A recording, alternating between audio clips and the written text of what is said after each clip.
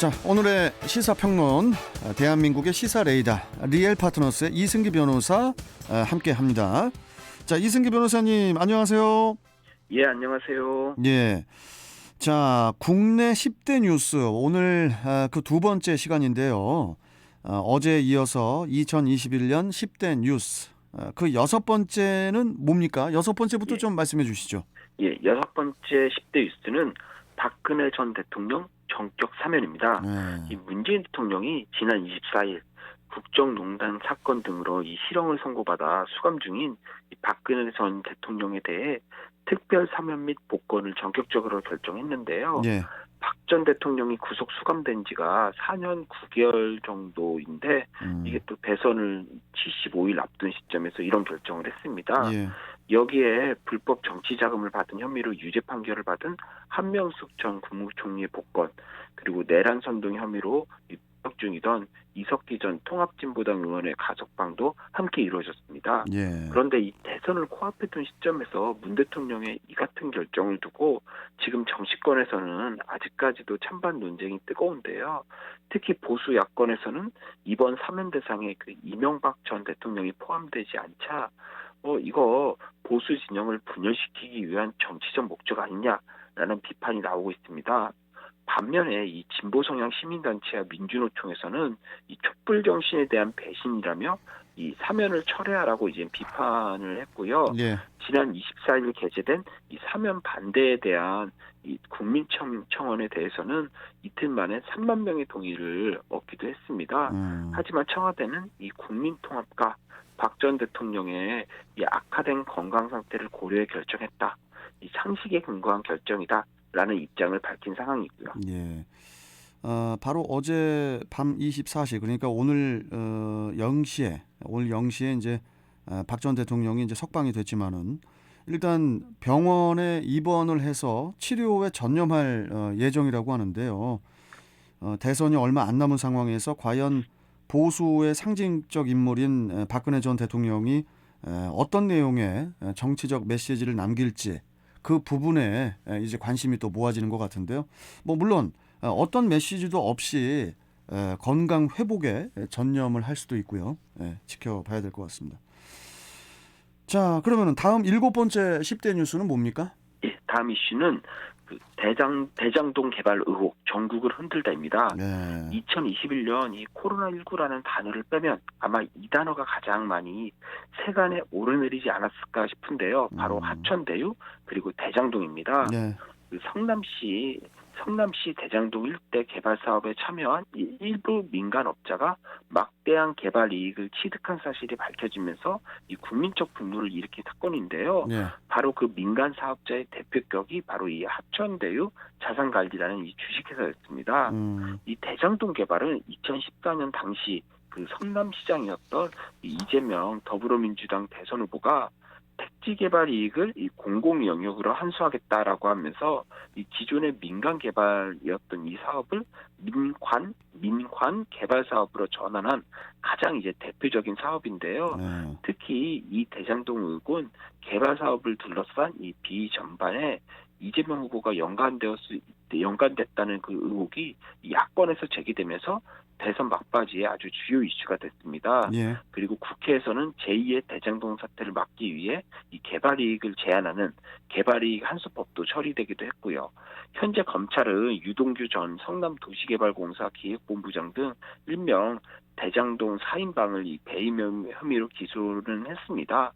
하지만 이 사업의 핵심 관계자인 유한기 전 공사 개발사업본부장과 김문기 개발 1차장이 잇따라 사망하면서 지금 그 윗선에 대한 수사가 사실상 멈춰진 그런 상황인데요. 정치권 안팎에서는 의혹 규명을 위해서는 특검 도입이 시급하다라는 목소리가 계속 나오고 있지만 워낙 민감한 이슈다 보니까 여야 간 특검에 대한 세부적인 입장 차이가 너무 커서 이 역시도 지금 지지부진한 그런 상황입니다.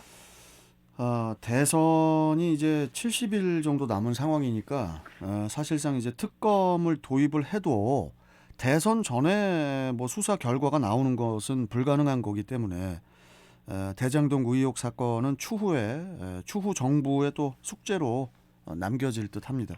예. 자, 다음 10대 뉴스는 어떻게 되나요? 예. 여덟 번째 10대 뉴스는 반도체, 요소수 대란, 산업 아, 생태계 붕괴 위험입니다. 예, 그 코로나 사태와 미중 무역 전쟁의 여파로 우리뿐 아니라 전 세계 산업계는 참 이 공급망 이 대란을 겪었는데요. 특히 그렇죠. 차량용 반도체 부족으로 현대기아차 같은 이 완성차 업계에서는 이 극심한 생산 차질을 빚었습니다. 또 여기에 이제 요소수 대란까지 겹치면서 이 경유차 운행에 이제 차질이 발생하는, 그래서 물류 대란 우려까지도 이제는 제기되기도 했는데요. 예, 우리는 요소수의 절대량을 이 중국 수입에 의존하고 있습니다. 그런데 중국과 호주 간 외교 갈등으로 요소의 원료인 이 석탄 가격이 급등했는데요. 그러자 이 중국이 이에 대한 조치로 이 수출전 검사를 의무화하면서 이 국내 수급이 불안정해진 겁니다. 그래서 우리나라가 고스란히 그 피해를 입게 된 건데요.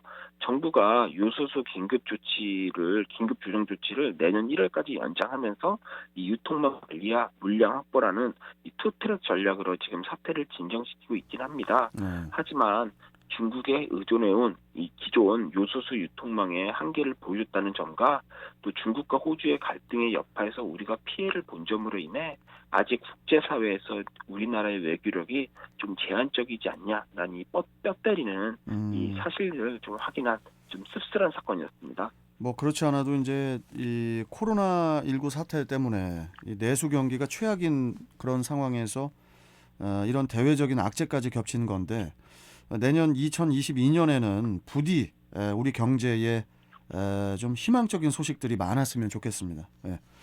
자, 이제 아홉 번째 10대 뉴스 뭡니까?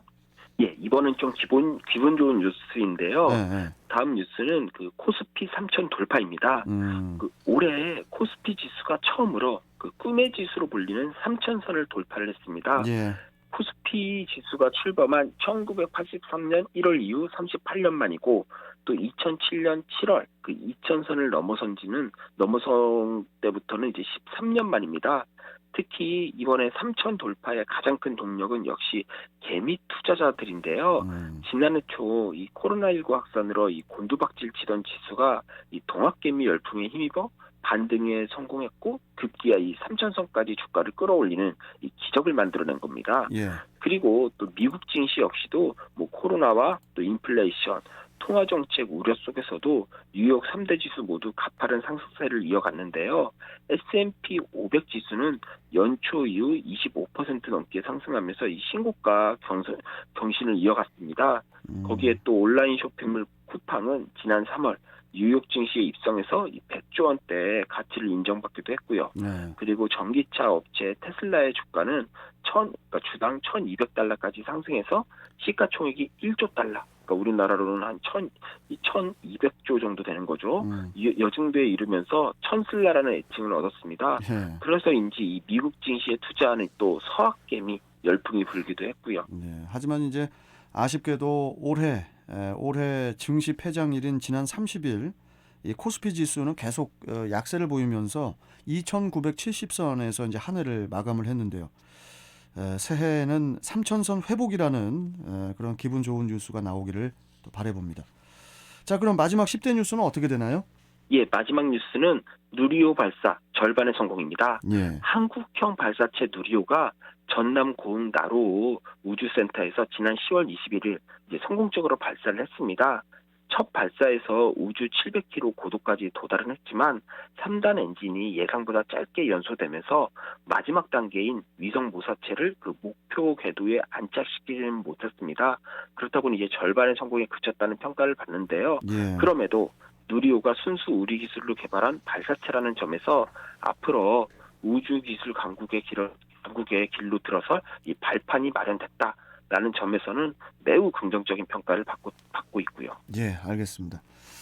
참 그나저나 이틀간 어제 오늘 올 한 해 가장 이슈가 됐던 10대 뉴스를 좀 다뤄봤는데 내년에는 우리 출경대 애청자분들 모두가 다 좀 기분 좋아지는 소식으로만 좀 가득해지기를 바라보면서 우리 이승기 변호사님도 새해 복 많이 받으십시오.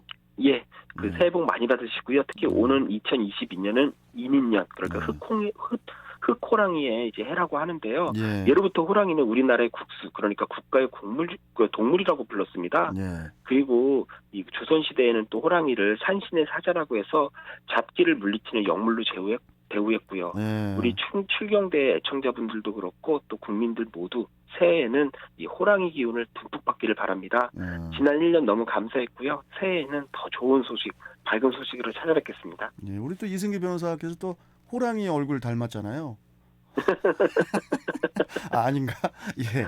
아무튼 뭐 내년에 같이 좀 대박이 나면서 저희는 또 월요일에 또 새해 첫 방송에서 뵙도록 하겠습니다. 고맙습니다.